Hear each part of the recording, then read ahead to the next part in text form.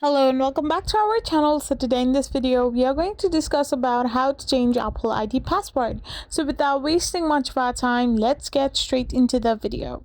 So to change your Apple ID password, all you gotta do is simply tap on the settings option.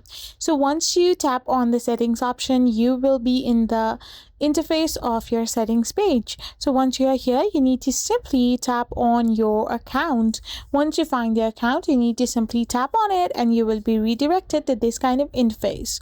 So here you need to simply tap on the option called sign in and security. After tapping on sign in and security, you will be redirected to this page where you can find an option called change password. Once you simply tap on it, you will be redirected to a different kind of interface where you need to simply type in your iPhone passcode. Once you have typed in the passcode as well, you will now be allowed to simply change your password by typing in your new password, and once you have done this, you need to simply verify that particular password by retyping it.